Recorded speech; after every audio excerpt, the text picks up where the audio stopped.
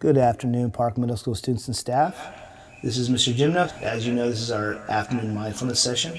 We want to remember the reason why we do this every day is because we value the concept of taking care of ourselves, and that's what this time is for you, to shut out the world, focus on yourself, and refocus so the rest of your day can be productive and impactful.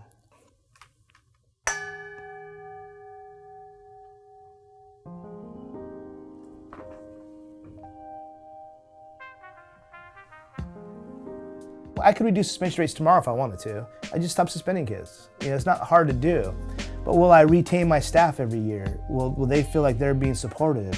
So for me, school culture is the most important piece.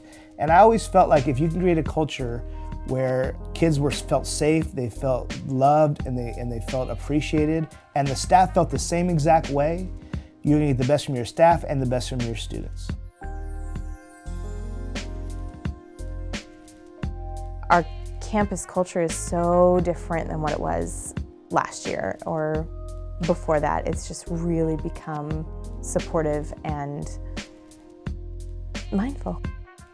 We're all in this together. This is our community, and our community is going to shut down for a few minutes every day to make sure we're taking care of ourselves.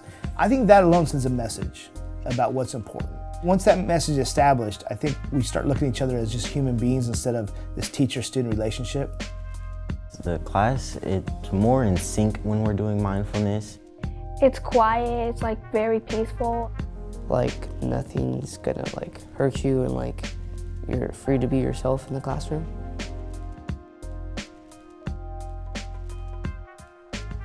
We spent a whole year as a staff, and it was a very complicated year of really having some very difficult conversations about how teachers felt, how the environment affected how they felt. Try to get everyone on the same page so we could just put our ideas out in the open and own our stress and own the problems, but we could find some answers to how to deal with our own way we deal with that stress.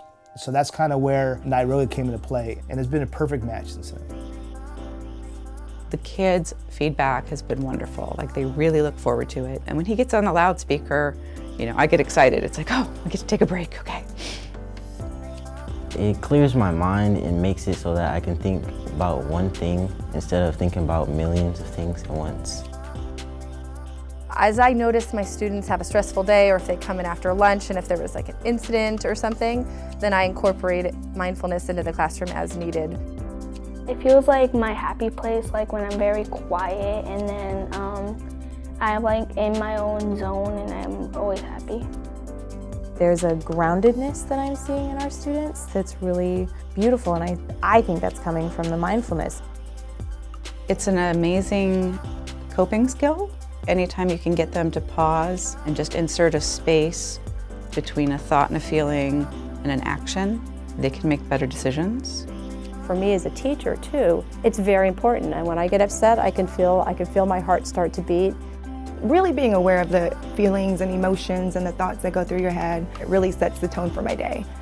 Breathe in, breathe out, do a few poses to release some stress, because in school there are so many people stress you out, teachers, homework, friends. I think a lot of kids, especially in this community, live in a very chaotic environment. Very chaotic, very stressful.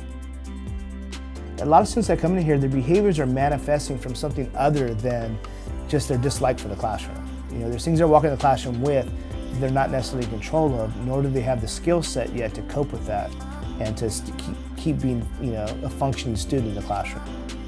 What we decided we were going to do is we're going to change our process to make a non-referral based way we can get students excused from class to be redirected or gain focus or talk with someone to deal with the stress they have.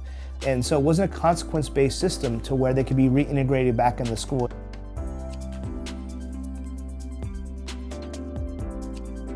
I find they see this as a very safe space where they feel like they're good people and they feel good. So, who wouldn't seek that out?